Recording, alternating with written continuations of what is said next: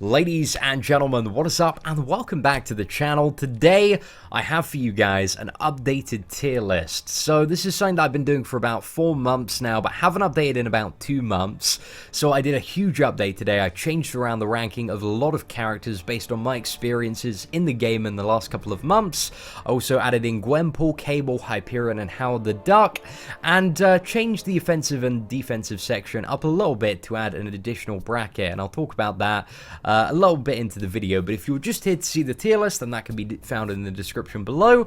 However, before I start explaining kind of some of the changes that have been made, just want to give a bit of a disclaimer on, the purpose of this tier list. And so the first thing is, all rankings on this tier list are based on the assumption that that champion is awakened, and this spreadsheet aims to provide a quick overview on the comparative power level of champions to give newer players an idea of what champions to focus their resources on and which champions are good, instead of having to go to forums or Facebook groups and going like, oh, I've pulled this champion, is it any good? It's just kind of a reference based on my personal opinion and experience. It's not definitive in any way, and there's a lot of subjective stuff in like how good a champion is, because certain characters have abilities or a piece of utility that will make them excel in a certain fight. And just as a disclaimer, if you are a newer player, I do think about 95% of the champions in the game, like a solid, pretty much like all of them, apart from maybe a couple, have a really good use in the game. They are the best or one of the top 10 for something. However, there are some quite bad champions, and they can be found in the meta tier of both of my spreadsheet rankings. But again, that's just my personal opinion. Like, if you really enjoy playing a character and you love that character, then good for you. I can't take anything away from you. Like, I'm not going to tell you how to play the game. These are just my thoughts on which champions are kind of better than other ones. So let's talk about the updates to the offensive tier list. So I've split it out now into 5 tiers. We condensed it into 4 in the last one, but I decided to split out God tier. I decided to basically add an additional tier between God tier and Amazing tier, because I feel like there are champions that are like borderline God tier, because they're really good, but they don't have anything that's like really ridiculously broken like a lot of the God tier champions do. So I demoted like Ultron and Wolverine, because they're both really good champions, but in comparison to like Thor, Black Widow, Scarlet Witch and Doctor Strange, they don't have anything that's like exceptionally broken and amazing in like all aspects of gameplay. However, they are both really good champions, so I wanted to kind of emphasize that with a new tier, and then put alongside them like champions that I think are of a similar power level. So in the demigod tier, we've got as well Crossbones, we got Guillotine, we got Wolverine X-23, we've got Dr. Voodoo, who seems to be quite popular for Alliance War Defense on Mystic Dispersion teams. I find him quite easy to fight, but as an offensive champion as well, his regen at the start of every fight is very valuable, which makes him amazing. Plus his poison is absolutely ridiculous. So I really do like Dr. Voodoo. Also got Quake. I love Quake so much, really value the additional block proficiency. And it also has amazing prestige, although this list doesn't really take into account prestige in any regard. But that's a pro tip about Quake, top science prestige as well. Then Captain America Classic. I just wanted something as well to basically specify that Captain America World War II is the better captain, so he stayed in the gold tier. I value Captain America World War II duped so much. That champion is ridiculously crazy for Alliance War. If you can play really well, he's like just the most amazing champion. So yeah, cannot rate him highly enough. Really enjoy the Captain America World War II. Then I've also got Daredevil Classic in the demigod tier. Ghost Rider. Ghost Rider is an amazing champion with so much utility if you know how to play him well. Gwenpool, again, an absolute like glass cannon of a champion, as well as Rocket Raccoon. So I put Rocket Raccoon in the demigod tier. I kind of bumped him up just because quite a few people in the last couple of months who have not got a dupe Star-Lord have actually managed to clear the Labyrinth of Legends. Bit of an alternative strategy with a 4-star Rocket Raccoon at 550. So I think in the hands of a skilled player, Rocket Raccoon, especially at endgame, has a lot of uses. He's an amazing boss killer for Alliance Quest, and I feel like if you can play really well, you can utilize the character, has great prestige as well. So I really do value that character. And bear in mind, guys, that all the champions are split into offensive and defensive. So offense is a champion that you play, and there's a completely different ranking for the defensive one. And then amazing tier, this is where the majority, I'd say the majority of the champions reside, because a lot of the champions really are pretty great in the game. A lot of the newer champions as well have also ended up here, like Cable and Mordo, but they don't have anything, you know, that makes them super, super incredible to get to the demigod tier, and they, you know, they have a little bit more going for them than the good tier. So there are a lot of champions in here, but yeah, just feel free to kind of read through. And again, I'm really open to kind of new perspectives on any champions on this list. Like, again, this is all based on my kind of experience within the game and how I value champions. But if you have, like, if you're like, oh, Drax is like the best champion in the world, he should be in the amazing tier or demigod tier, which, you know, I don't think he'd get it to demigod, but maybe amazing. If you had a really good constructive argument of why he's better in certain circumstances, I'm very open to that. But make sure, you know, if you do want to provide feedback on this tier list, that you know, have some valid points about the characters and whereabouts in like the end game of Marvel Contest of Champions, that they can effectively be used and that they are better than a demigod or god tier or amazing tier character. So yeah, very open to that, but you know, I need some constructive stuff, not like, you know, Iron Patriot's the best champion, lol, your list sucks, I'm level 13 and I know everything about the game, guys. So let's move on, just to quickly cover the Alliance War defense tier list. So I've got on the left-hand side the Alliance War boss suggestion. Now, kind of at the tier 1 to tier 2 Alliance Wars, it seems like Magic, Juggernaut, and Rhino are just so incredibly dominant. And bear in mind, guys, whenever I mention a Mystic champion on this list, you need to, if you're doing like tier 1 Alliance War, then they kind of need to have Mystic Dispersion to be like amazingly good. If you got 5 out of 5 Mystic Dispersion, Magic or Juggernaut, by far the best Alliance War bosses. Like, they are incredibly powerful, just so ridiculous. But there are also some other good options. You have Rhino as well. If you've got a duplicated Rhino, he can be very valuable, especially if you've got a 5-star one. The classic version of Spider-Man is an absolute killer. Wolverine is a little bit kind of down on the list. I'd say Wolverine, Nightcrawler, and Ultron. I'm going to add the tier 3 and below. Warning for Wolverine as well. So if you are kind of not in the top tier Alliance Wars, which I imagine, you know, a lot of people reading this list are, I think all of those are really great defenders. However, when you get to kind of like the top tier Alliance Wars, a lot of those characters have like really big cons. Like Wolverine is very easy to counter with a Guillotine or a Star-Lord as an Alliance War boss, or a dupe level 99 Black Widow. Nightcrawler, you can turn off the evade and just beat him to a pulp with a Star-Lord. And Ultron's level 1 becomes really easy to just avoid. When you get good at intercepting and just evading the level 1, Ultron is a really easy defender.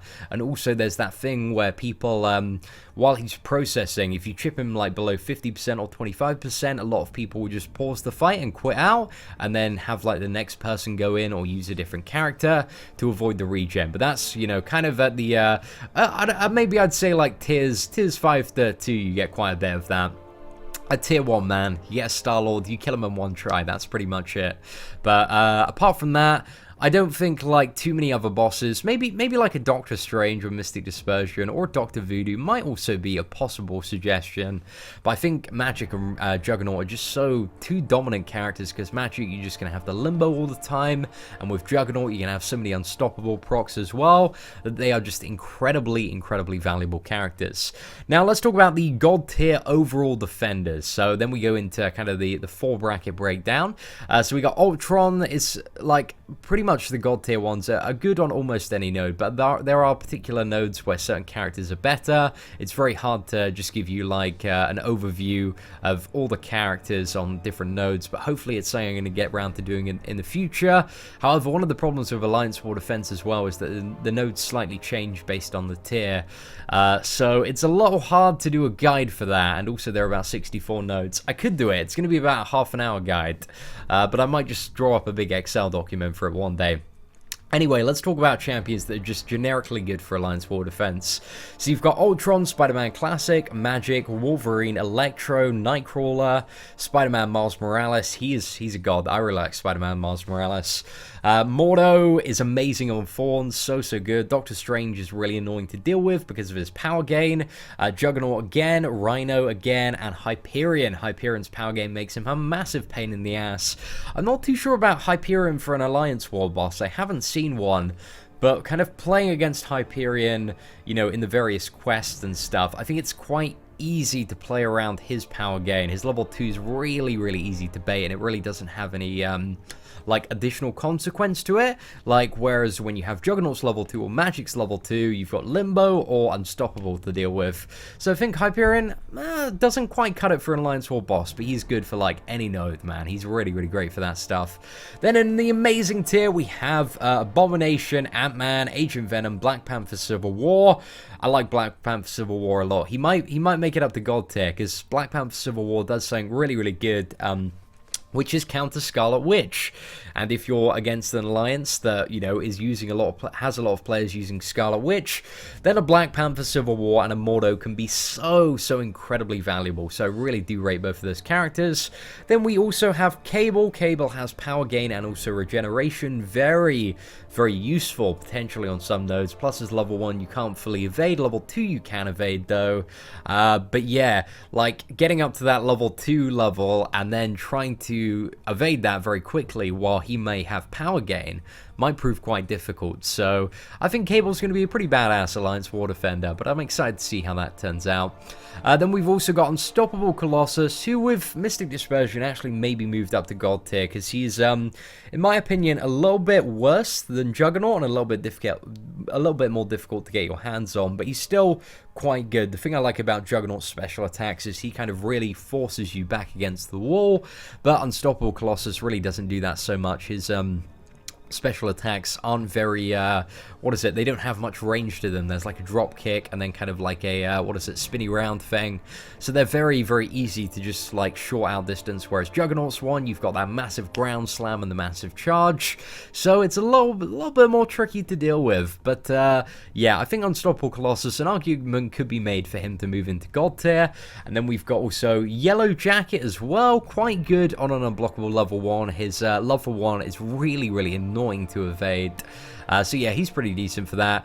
Groot as well. A lot of people have trouble fighting Groot. He's a bleed immune champion, resistant to a lot of debuffs as well. Has a high amount of physical resistance. Overall, Groot is a very annoying champion to fight if you are not used to fighting Groot at all. I think Hulkbuster is really good if you've got 550 version or now a 5-star rank 4 level 55 version, and you put him on a really beefy health node. I think especially with the willpower combination, that is going to be really hard to take down. It's going to take a lot of time, even for the hardest hitting characters, to deal with that. So yeah, I feel like if you're going to go Hulkbuster, guys, you got to go full Hulkbuster. You got to go balls to the walls on that.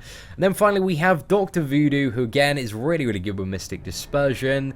Just gets a nice benefit off that. Has a bit of regen at the start of the fight, but doesn't necessarily have anything that makes him a super amazing character. I find when fighting Dr. Voodoo, it's quite easy to just continually bait his special 1.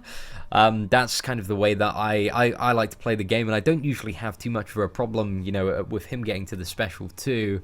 So overall, I think if you can fight Dr. Voodoo like really well, and you kind of know his attack pattern and his special 1, I don't think you're going to have too much trouble with Dr. Voodoo. But having that absurd amount of regen at the start of the fight, especially in a lot of matchups where people maybe aren't necessarily used to the animations of Voodoo, because he is a very new character, might prove him to be quite valuable. I mean, I've seen screenshots of people getting like 26 kills with a Dr. Voodoo on defense. I don't quite understand it, because I fought Dr. Voodoo as a mini-boss and managed to get him down from like 100% to 10%, and the only reason I didn't kill him in that try was because I was running Suicide Masteries and constantly leaking health.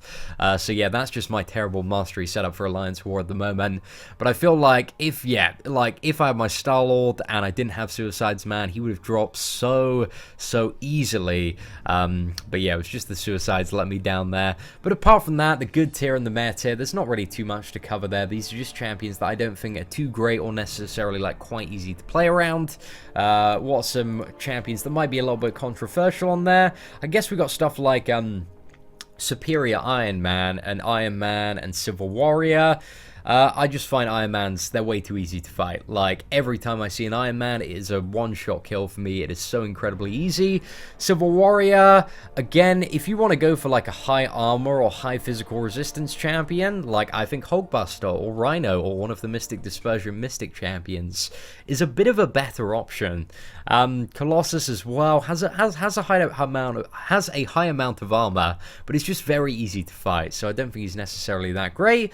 But you know, different combinations work for different people, so yeah, I'm not necessarily going to tell you exactly what to do. This is just, again, my rankings and kind of how I feel champions perform in various aspects of the game. So ladies and gentlemen, hope you enjoyed the update to the tier list. Again, if you do have any constructive feedback on why a champion should be bumped up a tier or maybe demoted a tier, I'd be very open to that in the comments below. And again, this guide mainly is aimed at mostly kind of newer players and beginners, and is in no way definitive, as like these are the best champions, guys. You cannot rank up the bad ones.